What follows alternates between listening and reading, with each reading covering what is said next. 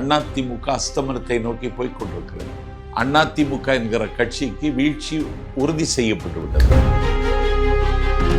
கலப்பட கட்சியினெல்லாம் முனுசாமி பேசுவது இந்த நாட்டில் சாக போகிற நாய் கூரை மீது தாவுவது மாதிரி தான் நான் பார்க்கறது.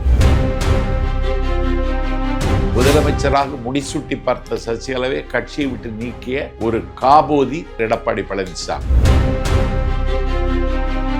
அவர் போன கூட்டம் எல்லாமே அட்டர் ஃபெயில்வர். என்னைக்கு அதிமுக பிஜேபியோடு கூட்டணின்னு வச்சாங்களோ அன்னைக்கு அதிமுகவுக்கு முடிவுரை எழுதப்பட்டு விட்டது. எம்ஜிஆர் படமும் ஜெயலலிதா படமும் ஸ்டாம்பு சைஸ் வந்துச்சு. எடப்பாடி பழனிசாமி அவருக்கு துருத்தி கொண்டிருக்கிற பல்லோட அதைத்தான் பளிச்சுன்னு காமிக்கிறாங்க.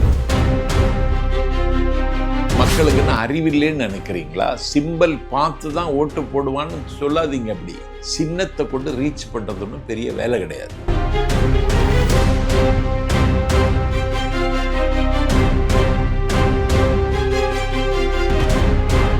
Cloud7 வாய்ஸ் நேயர்களுக்கு வணக்கம். இன்றைய நேர்காணலில் நம்மோடு இணைந்திருக்கிறார் தாவேகா பரப்புரை செயலாளர் திரு நாஞ்சில் சம்பத் அவர்கள்.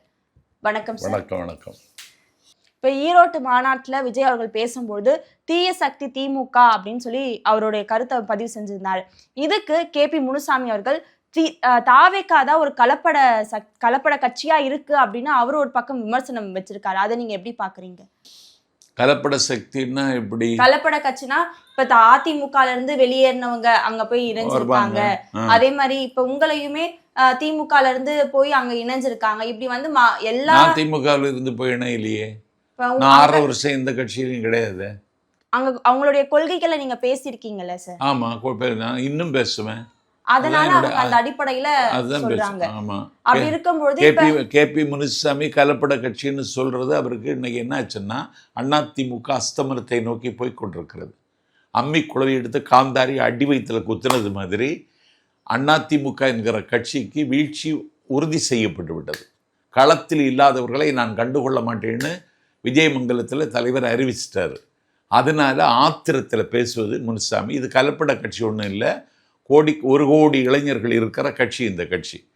ஒரு கிட்டத்தட்ட 10 வயதில் அவர் சினிமாவில் அறிமுகமாகி அதற்கு பிறகு விஜய் மக்கள் இயக்கம் ஒன்றை உருவாக்கி இந்த நாட்டில் கண்விழிக்காத கிராமங்களில் தீண்டுவார் இல்லாத பண்டமாக இருந்த ஏழை மக்களுக்கு பால், முட்டை, ரொட்டி திட்டத்தை மக்கள் இயக்கம் சார்பில் நடைமுறைப்படுத்தியவர் தளபதி விஜய்.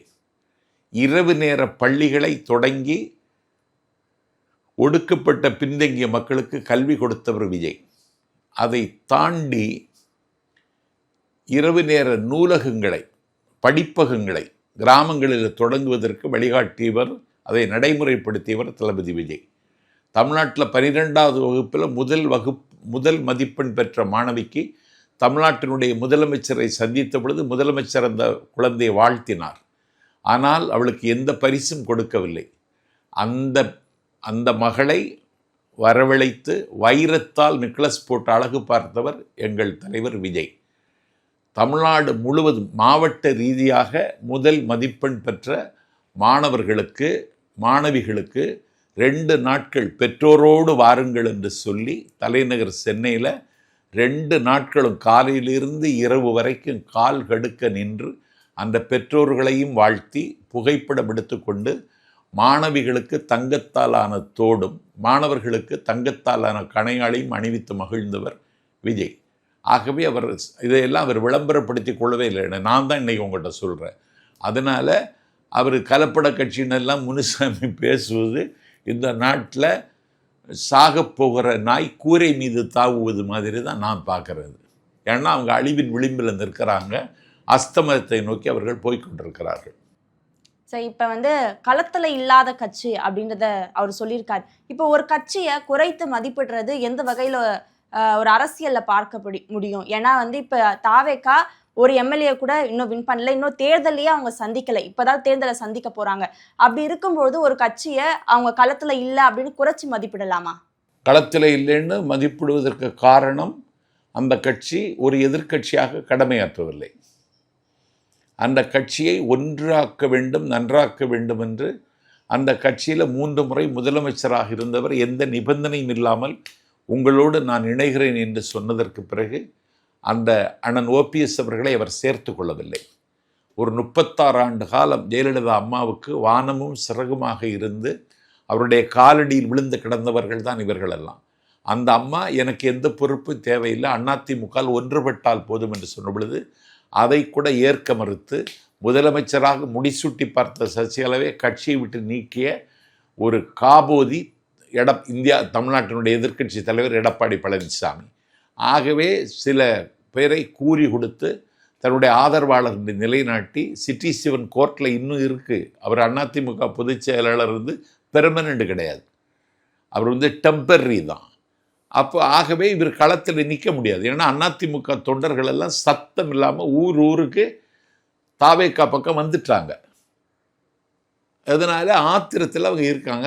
அந்த கட்சி களத்திலே நிற்க முடியாது. தமிழ்நாட்டில் போட்டியிடுகிற இடத்துல எல்லாம் தோற்பதற்கு தான் வாய்ப்பு இருக்கிறது. அடுத்து ஓபிஎஸ் தாவேக்கால இணைய போறாரா? இணைய போறதில்லை. அவர் அந்த அமைப்பை கொண்டு போய் கூட்டணி பேச்சுவார்த்தை நடத்தி சேருவார். அது மாதிரி டிடிவி தினகரன் அம்மா மக்கள் முன்னேற்ற கழகமும் கூட்டணி வைத்துக்கொள்ள இருக்கிறது. இது பெரிய அதிர்ச்சியே 2-3 நாளில் நீங்கள் ஷாக்கிங் நியூஸ் எல்லாம் பார்க்க, பிரேக்கிங் நியூஸ் இல்லை, ஷாக்கிங் நியூஸ் எல்லாம் வரப்போகுது தாவேக்கா தரப்புல இருந்து. சரி, நேற்று அதிமுக களத்துல இல்ல அப்படின்னு சொல்றீங்க. ஆனா அதிமுக இப்போ மக்கள் பிரச்சனையை முன்னெடுத்து பேசிட்டு இருக்காங்க. நிறைய விஷயத்துல அவங்க தரப்புல இருந்து அறிக்கைகள் வெளியாகிட்டு இருக்கு. அப்படி இருக்கும்போது அவங்க களத்துல என்ன அறிக்கை வந்திருக்கு? இப்ப எஸ்சிஆர் தொடர்பாகவும் ஒரு வரவறைக்கை வெளியானப்ப உடனே அவங்க இந்த எஸ்சிஆர் தொடர்பா பேசினாங்க. இப்படி இருக்கும்போது ஒரு பிரச்சனை நடக்கும்போது அதிமுக தரப்புல இருந்து ஆக்டிவா இருக்காங்கன்னு தெரியுதுல. அப்படி இருக்கும் எதுல ஆக்டிவா இருக்கணும்னு அவங்களுக்கு தெரியலையே. உங்களுக்கு எதுல ஆக்டிவா இல்லைன்னு நீங்க சொல்றீங்க? அணுசக்தி துறையை இன்னைக்கு அந்நிய நாடுகளுக்கு முதலீடு அனுபவித்திருக்கிறது யாரு? மோடி. ஒரு கேள்வி கேட்கறதுக்கு அறிவாவது இருக்க அந்த கட்சியின் தலைவருக்கு? எதுல சொல்றாங்க அவங்க? டிஎன்பிசியில் 4th குரூப்ல இன்னைக்கு வெறும் 5000 பேரை தேர்ந்தெடுப்பதற்கு 23 லட்சம் பேர் தேர்வு எழுதுகிறாங்க. இந்த வேலையில்லா திண்டாட்டத்தை எப்படி தீர்க்கணும்னு அவருக்கு ஏதாவது ஒரு தீர்வு இருக்கா? என்னங்க கொடுமை இது! எப்போ பார்த்தாலும் கற்பழிப்புன்னு பேசியே திமுகவை காயப்படுத்துவதை நோக்கமாக வைத்து ஆக்கப்பூர்வமாக எதையாவது அவர் செய்திருக்கிறாரா? அவர் போன கூட்டம் எல்லாமே அட்டர் ஃபெயில்வர். மக்களே கிடையாது. அதிமுக நிர்வாகிகளை 300 ரூபாய் கொடுத்து கூட்டிகிட்டு வந்த 300 ரூபாய் கூட்டமே தவிர அவருக்கு மக்கள் செல்வாக்கே கிடையாது. நீங்கள் தாவேக்கா கூட்டத்தை பார்க்கிற பொழுதுதான் சராசரி மக்கள், சாமானியர்கள், உழைக்கிற மக்கள் அந்த கூட்டத்துக்கு வெள்ளம் போல் வருகிறார்கள். திமுக கூட்டத்தை பார்த்தீங்கன்னா வெள்ளையா நல்ல கஞ்சி பசை போட்டு சட்டை போட்டுட்டு உட்கார்ந்துருப்பாங்க. எல்லாம் இங்கிலீஷ் படத்தில் வர்ற ஆவிகள் மாதிரி. சாமானிய மக்களினுடைய தலைவன் விஜய், சராசரி மக்களினுடைய நம்பிக்கை விஜய். அதை புரிந்து கொள்ளுங்கள். அதனால அதிமுக களத்துல இல்ல, களத்துல நிக்க முடியாது. ஆனா அவங்க தரப்புல இப்ப பாஜக அதிமுக கூட்டணி வலுவா இருக்கு. கோயல் அவர்கள் வந்திருந்தாரு, அவரு தரப்புல இருந்தும் இந்த கூட்டணி பங்கீடு பத்தி எல்லாம் பேசப்பட்டிருக்கு அப்படின்ற தகவல் வெளியாகி இருந்தது. அதை எப்படி பாக்குறீங்க சார்? என்னைக்கு அதிமுக பிஜேபியோடு கூட்டணின்னு வச்சாங்களோ அன்னைக்கு அதிமுகவுக்கு முடிவுரை எழுதப்பட்டு விட்டது. ஜெயலலிதாவை இந்த முயற்சியில் தோற்று போனார். அதற்கு பிறகு ஜெயலலிதா மெரினா கடற்கரை கூட்டத்தில் சொன்னார், நான் உயிரோடு இருக்கிறவரை பிஜேபியோடு கூட்டணி வைத்துக் கொள்ள மாட்டேன் என்று அறிவித்தார்.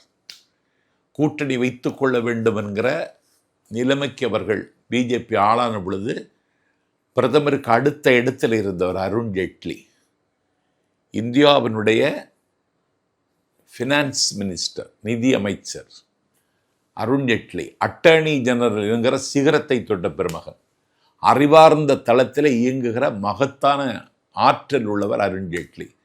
அவர் போயஸ் தோட்டத்துக்கு அம்மா ஜெயலலிதாவை சந்திக்க வந்தார். எதுக்கு வந்தீங்கன்னு கேட்டாங்க. கூட்டணி பற்றி பேசலான்னு வந்தேன்னு சொன்னால, நீங்கள் இந்தியாவினுடைய ஃபினான்ஸ் மினிஸ்டர், நான் தமிழ்நாட்டினுடைய சீஃப் மினிஸ்டர், உங்களுக்கு எனக்கு இருக்கிற உறவு இவ்வளவு தான். இந்த கூட்டணியெல்லாம் பேசுறதுக்கு இங்கே வர வேண்டாம், நீங்கள் போகலான்னு அனுப்பி வச்சவங்க அவங்க.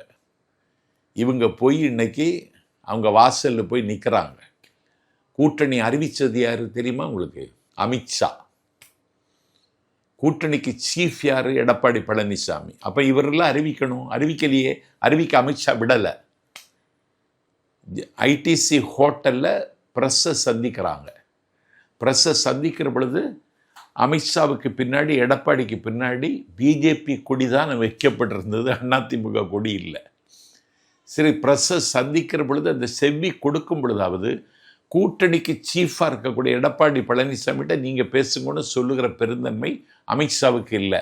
அதுலேயும் அமித்ஷா தான் பேசினார். அதனால் பிஜேபி என்கிற கட்சியிடம் அதிமுகவை அடகு வைத்திருக்கிறார் எடப்பாடி பழனிசாமி என்பது தான் உண்மை. அதனால் இதில் ஒன்றும் ஒரு தொகுதி கூட இவங்களுக்கு பிஜேபியுடைய என்றைக்கு சேர்ந்தார்களோ அன்றைக்கே அந்த கட்சியினுடைய வெற்றி கேள்விக்குறியாகிவிட்டது. அது தேர்தலில் நீங்களும் தானும் பார்க்க போகிறோம். முதல்வர் வேட்பாளர் அவங்க தான் சொல்லி அறிவிச்சிருக்காங்களே, எடப்பாடி பழனிசாமி தான் முதல்வர் வேட்பாளர்னு பாஜக தரப்புல இருந்து சொல்லப்படுது இல்லை சார்? அதான் முதல்வர் வேட்பாளர்னு அறிவிச்சிருக்காங்க. ஆனால் முதல்வர் வேட்பாளர்னு அறிவித்து அவங்க இன்றைக்கி 40 தொகுதி கேட்குறாங்கன்னு இன்றைக்கி செய்தி. 40 தொகுதியில் நிற்கிறதுக்கு வேட்பாளர் இருக்கா முதல்ல பிஜேபிக்கு? 4 தொகுதியில் ஏற்கனவே 21 வெற்றி பெற்றதே அதிமுக தயவினால் வெற்றி பெற்றது தான். திருநெல்வேலியில் நயினார் நாகேந்திரன் அவருக்குன்னு ஒரு சொந்த செல்வாக்கு, எல்லோரையும் அரவணைக்கிற பண்பாளர், அதில் அவர் வெற்றி பெற்றார். மொடக்குறிச்சியில் டாக்டர் சரஸ்வதி வெற்றி பெற்றார் என்றால் திமுக வேட்பாளர் சுப்புலட்சுமி ஜெகதீசனுடைய போதாமையினால் அவர் வெற்றி பெற்றார். நாகர்கோவிலில் காந்தி வெற்றி பெற்றார் என்றால் 1986 இருந்து 2021 வரை தொடர்ந்து தேர்தலில் சந்திக்கிறார். காலில் செருப்பு கூட அணியாமல் வீதி வீதியாக நடந்து மக்களிடத்திலே சகஜமாக பழகுவார். ஒரு அனுதாபத்தால் காந்தி வெற்றி பெற்றாரே தவிர வேற ஒன்றுமே கிடையாது. கேட்டிங்களா? கோவை தெற்கில் வானதி சீனிவாசன் வெற்றி பெற்றார் என்றால் கமலஹாசன் போட்ட பிச்சை. பிஜேபி கட்சி 40 தொகுதி கேட்குதுன்னா நாக்கை பிடுங்கிட்டு பேசாமல் இருக்கணும் எடப்பாடி பழனிசாமி. அது கொடுக்க தயாரா இருக்காங்களா எடப்பாடி பழனிசாமி? வாங்குவாங்க, மிரட்டி மீன் பிடிப்பாங்க. இப்போ அவங்க தரப்புல இருந்து, பிஜேபி தரப்புல இருந்து நிக்கிறதுக்கு ஆட்கள் இல்லை அப்படின்ற போது எப்படி இவங்க கொடுப்பாங்கன்னு நீங்க சொல்வீங்க சார்? பிஜேபியில் நிற்கிறதுக்கு ஒரு உறுப்பினர் விட்டால் போகிறோம், அது ஒன்றும் இல்லை. நான் என்ன கேட்குறேன், 40 தொகுதி கேட்டாங்கல்ல, அப்போ இனி போக போக என்ன நடக்கும்? என்ன நடக்கும்? பீகார் மாதிரி நடக்கும். கூட்டணி ஆட்சி கேட்பாங்க. கூட்டணி ஆட்சி இல்லை, நெருக்கத்தில் உனக்கு 90 எனக்கு 90ன்னு சொல்ல போகிறாங்க. அவன் ஒரு பெரிய சோசலிஸ்ட் நிதிஷ்குமார், இந்தியாவினுடைய ரயில்வே மினிஸ்டராக இருந்தவர் நிதிஷ்குமார், தொடர்ந்து 20 ஆண்டு காலம் முதலமைச்சராக இருக்கிறவர் நிதிஷ்குமார், இந்த நாட்டில் மதுவில்லாத பீகாரை உருவாக்கியவர் நிதிஷ்குமார்.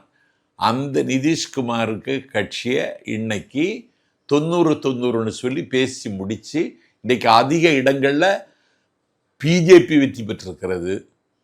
நிதிஷ்குமாருடைய கட்சி அதை விட குறைந்த இடத்தில் வெற்றி பெற்றிருக்கிறது. போனால் போகட்டும்னு சொல்லி முதலமைச்சர் பதவியை கொடுத்துருக்காங்க.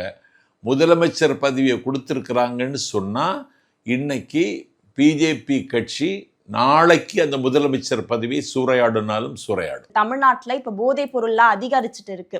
இதை தடுக்க இப்ப தாவேகா தலைவர் பின்னாடி இருக்கிற இந்த இளைஞர் பட்டாளத்துக்கு தலைவர் சார்பா ஒரு அறிக்கையோ, இப்ப தலைவர் சார்பா இந்த சம்பந்தப்பட்டு பேசினாங்க அப்படின்னா அது மக்கள் கிட்ட சீக்கிரமா போதை இல்லாத தமிழகம் தாவேகாவினுடைய லட்சியம். அதை எப்படி நடைமுறைப்படுத்தும்ங்கிற தேர்தல் அறிக்கையில் நாங்கள் சொல்லுவோம். மக்கள் கிட்ட அதை கொண்டு போய் சேர்க்க, மக்களிடத்துல கொண்டு போய் சேர்க்கத்தான் பிரச்சாரம் நடக்க போகுது. இனிமேல் தான் அந்த பயணத்தை தொடங்க போறோம். ஈரோட்டு கூட்டத்துல விஜய் அவர்கள் பேசினப்ப எம்ஜிஆர் அண்ணா வந்து யாருக்கும் சொந்தம் இல்லை அப்படின்னு சொல்லி பேசியிருந்தார். அப்படி இருக்கும்போது இப்பவும் கிராமப்புறங்கள்ல இருக்கிறவங்க எல்லாருக்கும் எம்ஜிஆர் அப்படின்னா அவங்களுக்கு எந்த கட்சி சின்ன ஞாபகம் வரும்? ரெட்டையில தானே. அப்படி இருக்கும்போது விஜய் அவர்கள் ஒரு தனித்துவமா வெளியே தெரியலையா அப்படின்ற ஒரு கேள்வி முன்வைக்கப்படுது. இல்ல உங்களுக்கு நீங்க அதிமுக போஸ்டர் பஸ்னா எம்ஜிஆர் படமும் ஜெயலலிதா படமும் ஸ்டாம்பு சைஸ் வந்துச்சு. எடப்பாடி பழனிசாமி அவருக்கு துருத்தி கொண்டிருக்கிற பல்லோட அதைத்தான் பளிச்சுன்னு காமிக்கிறாங்க. ஆனால் தாவேகாவின் தலைவர் தளபதி விஜய் புறப்படுகிற அந்த எல்லோரையும் ஈர்க்கிற அந்த பிரச்சார வேனில் அண்ணாவின் படத்தையும் எம்ஜிஆரின் படத்தையும் வைத்திருக்கிறார்.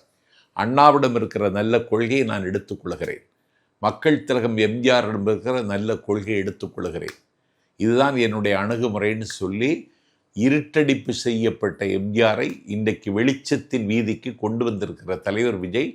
ஆகவே எம்ஜிஆர் அபிமானிகள் இனிமேல் விஜய்க்குத்தான் வாக்களிப்பார்களே தவிர எடப்பாடி பழனிசாமி தலைமையில் இருக்கிற அந்த கும்பலுக்கு வாக்களிப்பதற்கு தயாராக மாட்டார்கள் என்பதை தேர்தல் முடிவுகள் உங்களுக்கு நிரூபிக்கும்.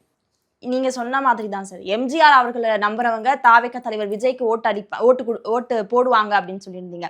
ஆனா இப்ப ஓட்டு போடுவாங்கன்றப்ப அவங்க ரெட்டை இலை, இப்பவும் கிராமப்புறங்கள்ல இருக்கிறவங்களுக்கு ரெட்டை இலை தான் ஒரு சின்னமா ஞாபகம் இருக்கு. இப்ப எடப்பாடி பழனிசாமி தலைவரா இருந்தா கூட அவங்கள பொறுத்த வரைக்கும் அதிமுக அப்படின்னாலே ரெட்டை இலை, எம்ஜிஆர் அப்படின்ற ஒரு கண்ணோட்டம் இப்ப வரைக்கும் இருக்கு.